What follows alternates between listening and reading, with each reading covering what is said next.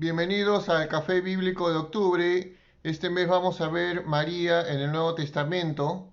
Mi nombre es Luis Breña, soy tutor docente del Centro Bíblico San Pablo y los voy a acompañar en estas 4 semanas para ir un poco reflexionando y descubriendo qué es lo que la Sagrada Escritura, concretamente en el Nuevo Testamento, nos habla acerca de María. ¿Sí? Así que vamos a empezar. El tema que vamos a ver el día de hoy es María en la carta a los Gálatas, escrita por San Pablo, y en el Evangelio según San Marcos. Bien, antes que nada quisiera empezar con una pequeña introducción sobre cuál era el papel, el rol de las mujeres en la época de Jesús. ¿Sí? Estamos hablando, acuérdense, de una cultura que se desarrolla en el antiguo cercano oriente, ¿no? Una cultura mediterránea. Tenemos, por ejemplo, en esta imagen se nos describe cómo es la vida de las mujeres. Normalmente están relacionadas al ámbito del hogar, a las funciones de la casa. Las mujeres, por si acaso, hasta su matrimonio están bajo la autoridad del padre. ¿Sí? Cuando se casan, vamos a decir, están ahora bajo la autoridad del marido, ¿no? Los sirven en todo, realizan los trabajos en la casa de la familia. Es por eso que si una mujer quedaba viuda, ya no, al quedarse viuda queda desamparada. En este caso quedaría bajo el cuidado de los hijos, ¿no? O de los hijos varones. Pero si una mujer es viuda y no tiene hijos, prácticamente está condenada a vivir de la caridad o a pedir limosna. ¿Sí? Bien. Entonces, continuamos. Por ejemplo, en cuanto a la mujer en la Palestina en el siglo I, podemos dividirlo en dos grandes grupos, ¿no? Las mujeres que viven y trabajan en el campo y las mujeres que se han criado o viven en la ciudad, ¿no? Por ejemplo, Jerusalén. En cuanto al trabajo de la mujer en el campo, bueno, como lo ven en la imagen, ¿no? Están también ayudando con las actividades, puede ser de la cosecha.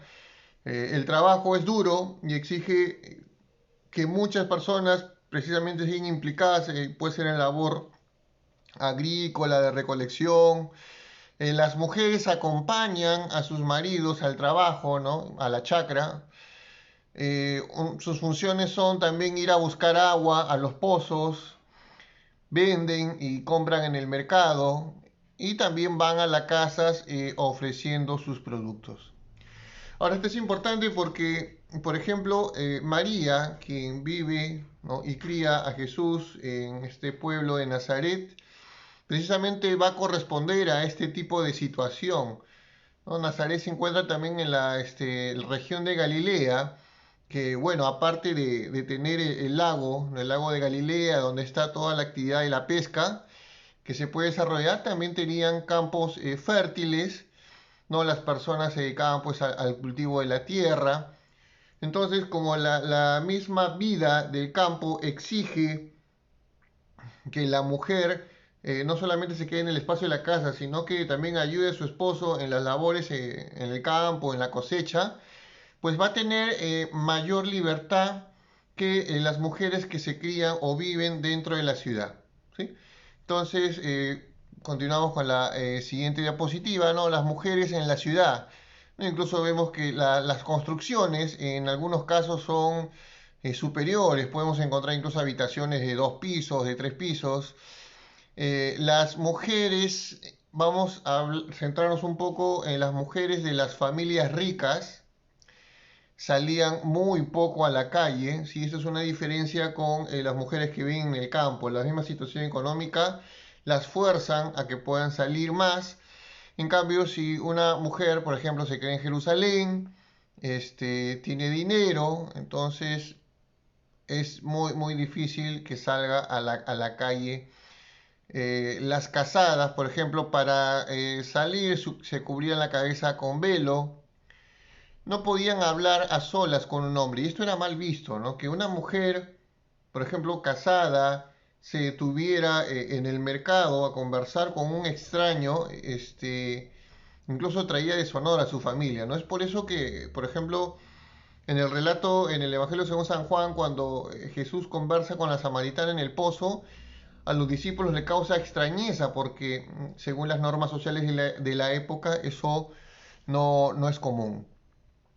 Las mujeres del pueblo llevan una vida distinta, ¿sí? Ayudan a sus maridos en el trabajo y en el comercio. Sí, yo les animo que también puedan un poquito profundizar en este tema de cómo era el contexto de la vida de las mujeres, no solamente de las mujeres, ¿no? Sino cómo era la vida en los tiempos de Jesús. Hay un libro que ya es antiguo, ya tiene más de 100 años, se llama Jerusalén en tiempos de Jesús, de Joaquín Jeremías. Sí, creo que lo pueden buscar en internet o en las librerías, creo que es de Editorial Cristiandad. Es un libro muy, vamos a decir, muy abultado en su investigación. Se centra más que todo en la vida, insisto, es en Jerusalén, en la vida citadina, no solamente está el contexto de las mujeres, sino como el tema de la economía, del trabajo, el contexto religioso. Puede ser una buena introducción si quisieran profundizar en este interesante tema de cómo era la época o la sociedad de Jerusalén en tiempo de Jesús. Entonces con esto ya nos estamos haciendo un pequeño panorama de cómo era la situación de la mujer, ¿no? En una sociedad patriarcal, ya sea en el campo como en la ciudad, siempre está bajo la autoridad del esposo. En el campo tiene más libertad en cuanto a salir porque la situación económica le exige que lo haga. En la ciudad no tanto, si era una mujer de una familia rica, pocas veces salía. María, si, insisto, si la queremos ubicar, tenemos que ubicarla en las mujeres del campo, porque Galilea, ¿no? En donde está Nazaret, responde a esa situación. Bien, entonces continuamos. Ahora un poquito vamos a ver, antes de ver el papel de María en el Nuevo Testamento, hay que también ponernos a reflexionar qué se dice de Jesús si fuera de la Biblia, porque no se puede hablar de María si no se le asocia a la persona de Jesús. Entonces aquí tenemos un testimonio de Flavio Josefo, es un historiador judío que escribe a finales del siglo I, dice lo siguiente: por este tiempo apareció Jesús, un hombre sabio, si es que es correcto llamarle hombre, ya que fue un hacedor de milagros impactantes, un maestro para los hombres que reciben la verdad con gozo. Y atrajo hacia él a muchos judíos y a muchos gentiles, además era el Mesías. Y cuando Pilato, frente a la denuncia de aquellos que son los principales entre nosotros, lo habían condenado a la cruz, aquellos que lo habían amado primero no le abandonaron, ya que se les apareció vivo nuevamente al tercer día, habiendo predicho esto y otras tantas maravillas sobre él los santos profetas. La tribu de los cristianos, llamados así por él, no han cesado de crecer hasta este día. Sí, este es un testimonio de Flavio Josefo. Sin embargo, el texto que yo he seleccionado o se ha remarcado en azul, posiblemente sean añadidos cristianos. ¿Qué quiere decir? De que en el texto original Josefo habla de que él es un judío, por si acaso. Josefo no es cristiano, es judío. Entonces es muy probable que Josefo sí haya escrito de Jesús, pero cuando los textos de Josefo fueron recepcionados por los cristianos, decidieron, y también era una práctica habitual, añadir ciertas reflexiones o añadir ciertos atributos de Jesús. Entonces, lo más probable, insisto, es que lo que está resaltado en azul sea una añadidura cristiana. Si le quitamos esta añadidura en azul, lo que queda sería el testimonio de Flavio Josefo acerca del Jesús histórico. Y lo voy a leer de nuevo sin la parte azul. Por este tiempo apareció Jesús, un hombre sabio, y atrajo hacia él a muchos judíos. Y cuando Pilato, frente a la denuncia de aquellos que son los principales entre nosotros, lo había condenado a la cruz, Aquellos que lo habían amado primero no le abandonaron. La tribu de los cristianos, llamados así por él, no ha cesado de crecer hasta este día, ¿no? Entonces acá tenemos el testimonio de Flavio Josefo, que lo único que nos dice de Jesús es que es un hombre sabio, que tuvo varios discípulos, que fue ejecutado en tiempos y bajo la autoridad de Poncio Pilato por una denuncia de las autoridades religiosas, ¿no? Hasta esto, esta información coincide con los relatos de los evangelios, pero, insisto, Flavio Josefo, al no ser cristiano, solamente nos indica que era un hombre sabio. ¿Qué quiere decir? ¿Qué podemos sacar a partir de esto? Si leemos el testimonio del historiador Flavio Josefo, ¿no? Quitándole esta interpolación cristiana, nos queda igual un texto que solo nos habla de un Jesús sabio, pero tiene orígenes comunes. No se nos dice nada espectacular acerca de Jesús. Por lo que debemos suponer que para una gran parte de los judíos, o para un buen número, Jesús no era considerado Mesías. Y por ende, el papel de su madre, ¿no? Desde la perspectiva de los judíos que no consideran que Jesús es el Mesías, pues entonces el papel de su madre no era importante o trascendente. ¿Por qué es importante que nos quedemos con esta idea? Porque la figura de María va a ir creciendo conforme crece la reflexión teológica de Jesús en el Nuevo Testamento, ¿sí? Mientras los primeros cristianos van profundizando en la pregunta ¿quién es Jesús? De ahí se va a ir concluyendo entonces qué papel tiene María en la historia de la salvación.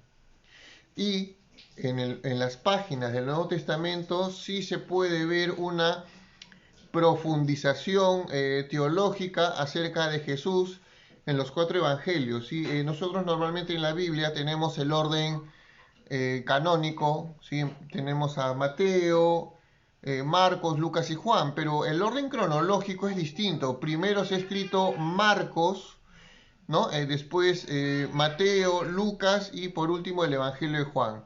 Y si tenemos en cuenta el orden cronológico, nos vamos a ir dando cuenta que la reflexión teológica acerca de Jesús precisamente va a ir en ese mismo orden, ¿no? Se va a reflexionar de menos a más, desde Marcos, pasando por Mateo, Lucas, hasta Juan. Por ende, las menciones de María de Nazaret en los evangelios también se van a ir profundizando. En el Evangelio de Marcos se nos menciona a María, pero no hay casi nada de reflexión teológica acerca de ella. Pero ya en el Evangelio de Mateo, Lucas y Juan, que son unos años posteriores, sí, la reflexión de María es más profunda. ¿Por qué? Porque se ha reflexionado un poco más acerca de Jesús. Bien, entonces continuamos. Ahora nos vamos a la carta a los Gálatas, ¿sí? La fuente paulina. ¿Qué texto? Voy a leer un texto que aparece en Gálatas 4, versículos del 4 al 5. Dice así: pero al llegar la plenitud de los tiempos, envió Dios a su Hijo, nacido de mujer, nacido bajo la ley, para rescatar a los que se hallaron bajo la ley, y para que recibiéramos la filiación adoptiva. Este texto es la primera referencia implícita acerca de María de Nazaret. Cuando se menciona a Jesús se dice nacido de mujer. Ahora, claro, varios exégetas afirman que solamente es una indicación para indicarnos que Jesús nació o los orígenes de su nacimiento no fueron nada espectaculares. Por eso Pablo habla acerca de que es nacido de mujer. Pero también es una referencia a Génesis 3.15, ¿no? Si nos vamos a Génesis 3.15, tenemos esta promesa que le da Dios tanto a Adán como a Eva, ¿sí? Que de la descendencia de la mujer, ¿no? Surgirá alguien que va a derrotar a la serpiente. Y en el libro de Génesis esto es una imagen mesiánica. ¿Sí? Ojo, esta es una imagen mesiánica. Para el judío esto es un texto mesiánico. Probablemente sea una referencia, puede ser a la monarquía, a la dinastía davídica. También es una referencia a Abraham como esa descendencia de la cual Dios le dice, en ti serán bendecidas todas las naciones de la tierra. ¿Sí? Entonces es una imagen mesiánica, pero el texto también nos indica, en este caso ya volviendo a Gálatas, que Jesús es hijo de Dios. ¿Sí? La expresión hijo de Dios también es un título mesiánico usado por el rey de Israel. ¿Sí? Entonces, cuando Pablo habla o afirma acerca de Jesús que es nacido de mujer, lo que nos está diciendo es en Jesús se está cumpliendo esta promesa de Génesis 3:15. Él es la descendencia de la mujer, ¿no? Que derrotará a la serpiente. Cuando se nos dice que envió a su hijo, ¿no? O sea, hijo de Dios, también hay una referencia a que él es el Mesías esperado. Por lo tanto, ya en estas reflexiones o frases de Pablo estamos viendo una reflexión cristológica, pero ojo, es orientado a Jesús. Aunque el texto se centra en Cristo, hay una imagen tipológica, ¿no? También aplicada a María, y esto es inevitable y así lo han interpretado los padres de la iglesia. ¿Sí? Si, por ejemplo, Pablo hablaba de que Jesús es el nuevo Adán, ¿sí? Los padres de la iglesia también van a decir que María es la nueva Eva. ¿Sí? Ella es la mujer en la cual se cumple la profecía, ¿sí? Que su hijo aplastará la cabeza de la serpiente. ¿Sí? Entonces, esto, insisto, Gálatas, los versículos del 4 al 5, es la primera referencia implícita acerca de María, ¿no? Y da pie para una reflexión no solo cristológica, sino mariológica. Ahora nos vamos al Evangelio de Marcos. Primero vamos a leer y analizar un texto, Marcos 3, versículos del 20 al 21, que dice, vuelve a casa, se aglomera otra vez la muchedumbre, de modo que no podían comer. Se enteraron sus parientes y fueron a hacerse cargo de él, pues decían, está fuera de sí. Sí, brevemente el texto nos dice que cuando Jesús va a su tierra, bueno, hay un grupo de seguidores que lo siguen, no están agolpados ahí en una casa. Y cuando los familiares se enteran de esto, pues aparentemente, y el texto lo dice, piensan pues que Jesús estaba fuera de sus cabales, tienen miedo que le pase algo y es por eso que quieren buscarlo para llevárselo a la fuerza. Bueno, como dice la diapositiva, aunque el texto no lo dice explícitamente, es probable que entre los parientes de Jesús esté su madre. ¿Sí? Acuérdense que en el texto habla de sus parientes o literalmente los de su casa. La posición que toma su familia respecto al ministerio de Jesús es de incomprensión. Interpretan la misión itinerante de Jesús como una insensatez de su parte. Sí, acuérdense que para esa época un hombre en la edad de Jesús ya debería tener un oficio fijo, ya debería estar casado, ¿no? Tener una familia. Jesús rechaza todo eso y quiere anunciar el reino de Dios, ni siquiera como Juan el Bautista en un lugar determinado como es el Jordán, sino recorrer diferentes pueblos. Es por eso que su familia no logra entender lo que Jesús está haciendo. Este relato sirve para marcar una contraposición entre la familia biológica de Jesús y su familia espiritual. Y acá sí quiero profundizar un poco. Muchas veces se utiliza este pasaje para afirmar pues que ni siquiera su madre creía en Jesús o acerca de su función como Mesías de Israel. Pero también este texto tiene una función catequética. Este es el Evangelio de Marcos, que fue escrito para cristianos de origen pagano, ¿sí? Y hay que tener en cuenta esto, porque al inicio vamos a decir, habían dos tipos de cristianos, ¿sí? Los cristianos de origen judío, que eran hermanos de raza de Jesús, ¿sí? Y habían los cristianos de origen pagano, o sea, que no eran hermanos de raza de Jesús, porque no eran judíos, pero sí son considerados sus hermanos espirituales, hermanos en la fe de Cristo. Entonces, lo que el texto posiblemente está tratando de afirmar es que no debería haber una distinción entre los cristianos, ¿sí? No es que el cristiano de origen judío sea más cercano a Jesús que el cristiano de origen pagano. Ambos son parte de la familia de Jesús. Y para poder explicar esto de una manera catequética, van a contar esta narración en la cual en el ministerio de Jesús, ¿sí?, más aceptación había de sus discípulos, ¿no?, vamos a decir su familia espiritual, como lo van a explicar después los evangelistas, había más aceptación de los discípulos que de su familia biológica. Pero aún así, recordemos que ya después de la resurrección, varios de los parientes de Jesús se convierten a la fe cristiana, ¿no? Incluso Santiago, ¿no?, el pariente de Jesús o su primo, ¿no? En el texto griego se dice el hermano del Señor, incluso llega a ser obispo de Jerusalén, tal como se menciona en el libro de los Hechos de los Apóstoles.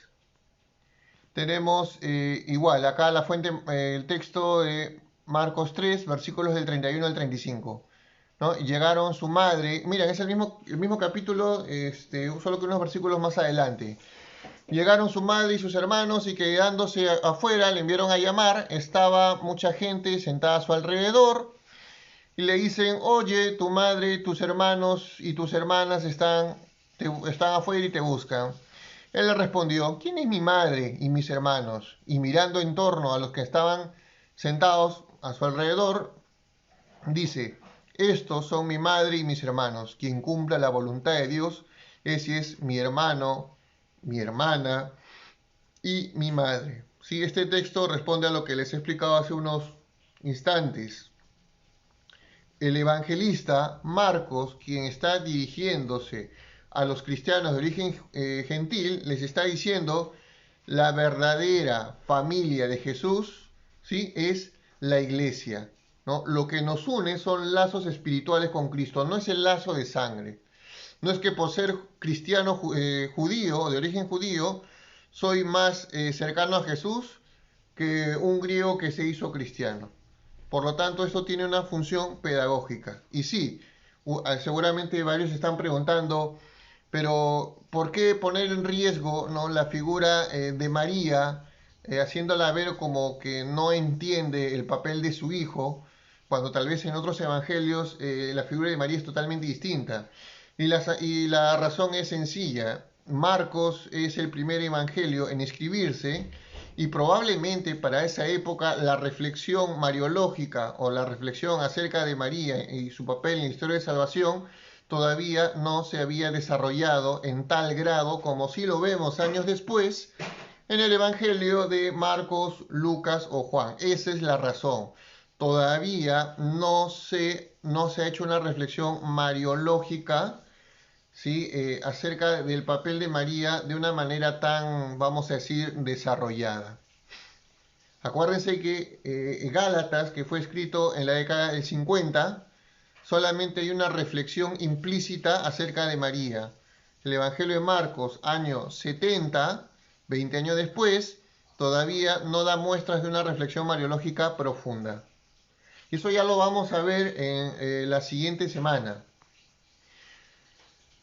Marcos 6:3. ¿No es este el carpintero, el hijo de María, hermano de Santiago, José, Judas y Simón? ¿Y no están sus hermanos aquí entre nosotros y se escandalizan a causa de él? Bien, en este texto habla de hermanos. En el griego está la palabra adelphos, si es que no me equivoco, que literalmente significa hermano, vamos a decir hermano de sangre.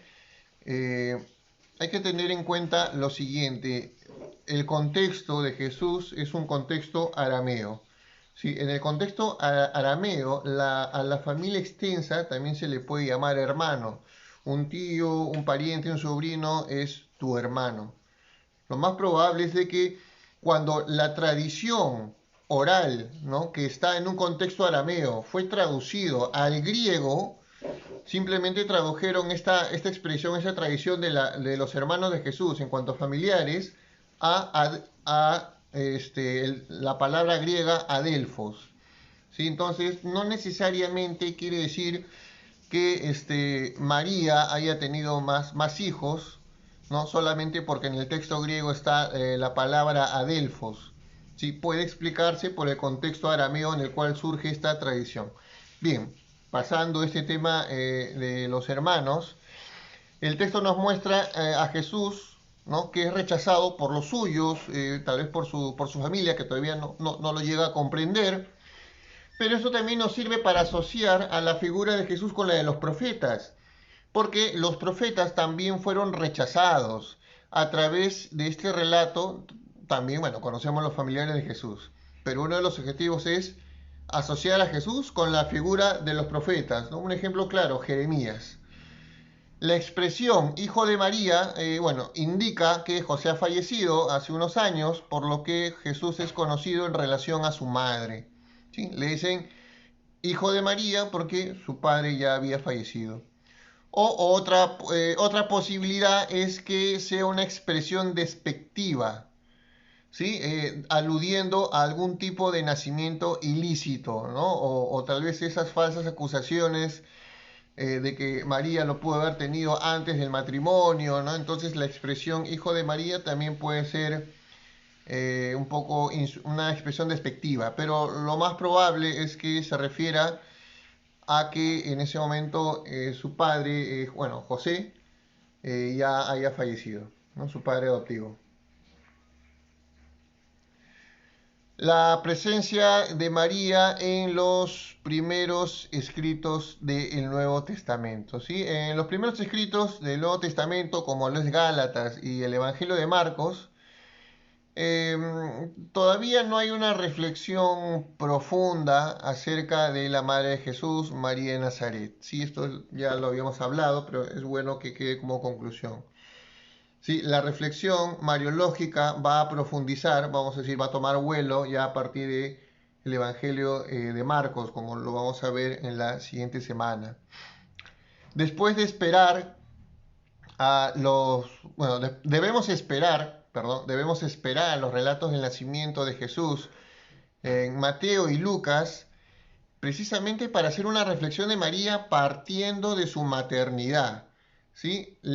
Y esto es muy importante, el inicio de toda reflexión mariológica va a ser la maternidad divina. ¿Sí? María, por ser madre de Jesús, y Jesús, por ser Dios hecho hombre, ¿no? Entonces esta afirmación, María es la Theotokos, María es madre de Dios. Los comienzos de la reflexión teológica de María, presente en Gálatas, es circunstancial, ya que no se quiere hablar de María, sino de Jesús, como la descendencia de la mujer, ¿no? Génesis 3:15, que va a derrotar a la serpiente, es el Mesías, por eso este título, esta expresión, Hijo de Dios. Insisto, Gálatas, ¿no? Aunque es una referencia implícita, está apuntando a Cristo. Por eso dice, ¿no? Solo se menciona en relación a Jesús su naturaleza divina, Hijo de Dios. ¿Sí? En Gálatas 4:4 se nos menciona a Jesús con estas dos naturalezas. Jesús, no, bueno, Hijo de Dios es su naturaleza divina, y en cuanto a su naturaleza humana, nacido de mujer. La expresión nacido de mujer todavía no implica esta reflexión teológica de la concepción virginal que está presente en Mateo y Lucas, ¿sí? Simplemente la expresión nacido de mujer nos está refiriendo a posiblemente Génesis 3:15 y nos está diciendo que Jesús es hombre, ¿no? Es hijo de Dios, pero también es hijo de mujer. Entonces, con vamos a decir, primera clase, Estamos entrando a este tema de María en el Nuevo Testamento. Les he dicho que la reflexión va a ir progresando, se va a ir profundizando. Este primer escalón es Gálatas y Marcos, ¿no? El segundo escalón que vamos a ver, vamos a verlo en Mateo. El tercer escalón pues va a ser Lucas. El cuarto escalón va a ser el Evangelio de Juan. Y vamos a ver un poco también de Apocalipsis, ¿no? Principalmente Apocalipsis 12, la mujer vestida de sol y cómo se relaciona con la figura de María. El objetivo de este curso, insisto, no estamos viendo una, vamos a decir, no es así una clase de teología, ¿no? No estamos ahorita viendo la reflexión mariológica de los padres de la iglesia o de los teólogos medievales. Esto es el punto de partida, ¿sí? Primero estamos concentrándonos en la Sagrada Escritura, en el Nuevo Testamento, que es la base de toda reflexión mariológica. Espero que esta primera clase haya servido un poquito para ampliar nuestro panorama, para saber también el papel de María, ¿no? Cómo era vista, porque si hay que tener en cuenta que era una sociedad patriarcal, donde la mujer está sometida, vamos a decir, a la autoridad del esposo, y creo que podemos entender mejor el papel y la vida de María como una mujer viuda, ¿sí? Posiblemente quedó viuda muy joven, teniendo un hijo, en este caso Jesús, que también va a romper las normas sociales, ¿no? No va a querer casarse, no va a querer formar una familia, sino que se convierte en un profeta itinerante, ¿no? En sus inicios para después manifestarse como Mesías. Entonces también la vida de María no ha sido nada difícil, ha tenido que tener una profunda convicción de dejarse guiar por la voluntad de Dios, por encontrar también qué es lo que Dios quiere de ella, ¿no? A partir de su papel de mujer y madre. Espero que esta clase sea de bendición para todos ustedes. Nos vemos la siguiente semana.